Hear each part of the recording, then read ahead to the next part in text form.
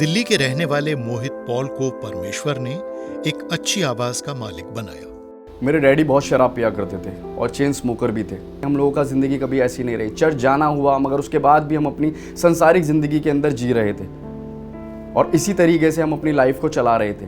ये सारी चीज़ें मेरे अंदर आने लग गई क्योंकि मैं भी शराब पीने लग गया, मैं भी क्या कहते सिगरेटें पीने लग गया। तो खुदा से मैं बहुत दूर रहा इन्हीं सारी चीज़ों को लेके। इन सब बुराइयों के कारण वो अपनी जिंदगी में कुछ अलग करना चाहते थे, तो उनके दोस्तों ने उनको दुनियावी गीतों को गाने की सलाह दी। उसके बाद मैंने ट्राई करा तो दिल्ली का बहुत अच्छा बैंड जिसके साथ मैं जुड़ा, उनके साथ मैंने काफ़ी सारे शोज़ किए। मुंबई में एक हमारा शो हो रहा था। मुंबई में जब मैं शो कर रहा था तो वहाँ पर एक कंपनी वाले मुझे मिले जिन्होंने मुझको देखकर मुझे पसंद किया और उन्होंने बोला कि आप हमारी कंपनी के साथ शोज़ करें। और जब मैं उनके साथ कनेक्ट हो गया उसके बाद मैंने काफ़ी सारे शोज़ उनके साथ किए और मैं पॉपुलर होता गया। और जब मैं इस कंपनी के साथ जुड़ा मेरे सोच विचार सब बदलने शुरू हो गए। जैसे जैसे मैं बढ़ता जा रहा था, जैसे जैसे पॉपुलर होता जा रहा था, जैसे जैसे पैसे आते जा रहे थे, उस ग्लैमर की ज़िंदगी में मैं इतना फंस गया कि मैंने अपनी लाइफस्टाइल को बिल्कुल बर्बाद कर दिया। मैं ड्रग्स में आ गया, मैं अल्कोहल में आ गया, मैं व्यभिचार में पड़ने लग गया। जब मैं अपना शोज़ करने भी जाता था तो भी ये मेरे को लेने की नीड होती थी। बॉडी के अंदर इतनी बेचैनी हो गई थी कि मैं इसके बगैर नहीं रह पा रहा था। और इस तरह की ज़िंदगी जीते जीते मेरे 3-4 साल ऐसे ही निकल गए। कभी कभी मुझे ऐसा लगता था कि जो मैं कर रहा हूँ वो गलत कर रहा हूँ और कहीं ना कहीं ऐसे दलदल में फंस गया हूँ जहाँ से निकलना मेरे लिए बहुत मुश्किल है।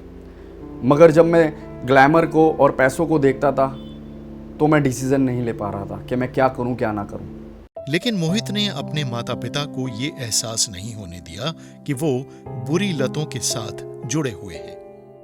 क्योंकि मैं एक ही रात अपने घर में रह पाता था, नेक्स्ट डे मेरी डेट्स आ जाती थी तो मैं अपने शोज़ पे चला जाता था। बट मेरी फैमिली को डाउट हुआ कि मैं किसी गलत एक्टिविटीज़ के अंदर हूँ और उसी दौरान मेरी शादी हुई। बट शादी के बाद भी मैं अपनी लाइफस्टाइल को कंटिन्यू करता रहा, उसी तरीके से जी रहा था जैसे मैं शादी से पहले जी रहा था। क्योंकि मेरी मदर और मेरी वाइफ विश्वासी थी और जब मैं घर पर आता था तो मेरे मुंह से अल्कोहल की स्मेल आती थी और वो लोग देखते थे और वो समझ चुके थे कि मैं किसी गलत एक्टिविटीज़ में फंस चुका हूँ।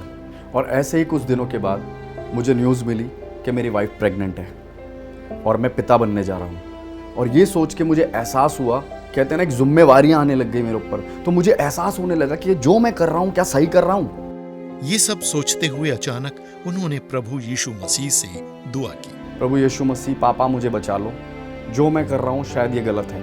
और जब मैंने ये बोलना शुरू किया उसके बाद से मेरी बॉडी के अंदर कुछ एहसास होना शुरू हुआ। मुझे मैं शिवरिंग करने लग गई मेरी बॉडी, मेरे पूरे बॉडी स्वेटिंग करने लग गए, मेरे हाथ पैर मुड़ने स्टार्ट हो गए, एक अटैक सा आने लग गया। और जैसे जैसे ये अटैक बढ़ता गया तो मैं बहुत ज़्यादा घबराने लग गया कि मेरी बॉडी के अंदर क्या हो रहा है और मैं बहुत ज़्यादा डर गया। इन हालातों को देखते हुए मेरी फैमिली ने पास्टर्स लोगों को कॉल किया। वो लोग आते थे, मेरे लिए प्रार्थना करते थे। मेरी वाइफ भी प्रार्थना करती थी, मेरी फैमिली भी मेरे लिए प्रार्थना करती थी। बट प्रार्थना होती थी तो मैं ठीक हो जाता था, मगर बाद में फिर दोबारा से ये प्रॉब्लम मेरे अंदर होती रहती थी। मैं बाइबल नहीं पढ़ पाता था, मैं बहुत ज़्यादा परेशान होने लगा और ये करते करते, ये सारी चीज़ें होते होते 3 महीने मेरे इसी तरीके से बीत गए। इन्हीं हालात को देखते हुए उनके परिवार ने मोहित को डॉक्टर से लेकर दुनियावी तौर पर सबको दिखाया, लेकिन उनको आराम नहीं मिला। और ऐसे ही एक दिन उनको बहुत ज्यादा बॉडी अटैक बढ़ने लगा। तो उनकी मम्मी ने एक चर्च की आंटी को फोन मिलाया और वीडियो कॉलिंग के जरिए प्रार्थना करवाई, जिसके जरिए उनको आराम भी मिला। और नेक्स्ट डे जब मैं सोकर उठा तो मेरी बॉडी के अंदर कुछ सेंसेशन हो रही और मैंने अपनी फैमिली को बताया। और उसी दौरान दिल्ली में एक कन्वेंशन चल रही थी, प्रभु के एक अच्छे दास आए हुए थे। मेरी मदर मेरे को वहाँ पर लेके गई और मैं जब कन्वेंशन में गया मैंने वचन सुना। वचन सुनने के बाद जब अंत में मुझे मौका मिला अपने लिए प्रार्थना करवाने का, तो जब मैं जैसे ही पास्टर साहब के पास गया उन्होंने मुझे देखते ही बोला कि तू कौन से कल्ट में जाके फंसा, तुम जवान लड़के क्या कर रहे हो अपनी ज़िंदगी के साथ। तब मैंने उनको बताया, सर मेरे साथ ऐसी ऐसी प्रॉब्लम चल रही है, पिछले 3 महीने से मैं बहुत ज़्यादा प्रॉब्लम में क्रिएट हो रही है, सर प्लीज़ मैं चाहता हूँ मुझको उससे छुटकारा मिले। उन्होंने बोला कि सच में अंगीकार करेगा प्रभु यीशु मसीह के आगे कि दोबारा तो तू वो काम नहीं करेगा।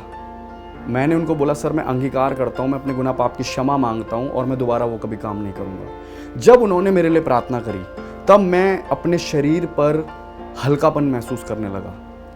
एक चेहरे पे मेरे मुस्कान सी आ गई, एक सर पे से बोझ सा खत्म हो गया और मेरी ज़िंदगी खुशियों से भर गई।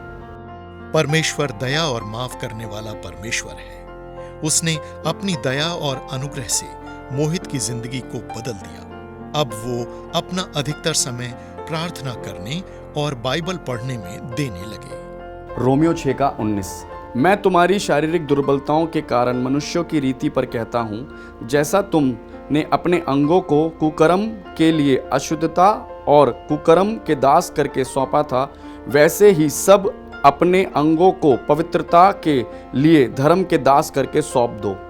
और इस वचन को पढ़ने के बाद मेरा जीवन बदल गया। जो मेरी पहले बुराइयां थी, जो मेरी लतें थी, वो तो उसी दिन ख़त्म हो गई थी जिस दिन पादरी साहब ने मेरे लिए प्रार्थना करी थी। वचन पढ़ा, खुदा पे चला, खुदा की राहों पे आज चल रहा हूँ। खुदा डे बाय डे ताकत देते हैं। आज मैं खुदा के संदेश को, प्रेम को लोगों तक पहुँचाता हूँ, खुदा की बातों को लोगों तक पहुँचाता हूँ, और इसके लिए मैं खुदाबंद यीशु मसीह का धन्यवाद करता हूँ।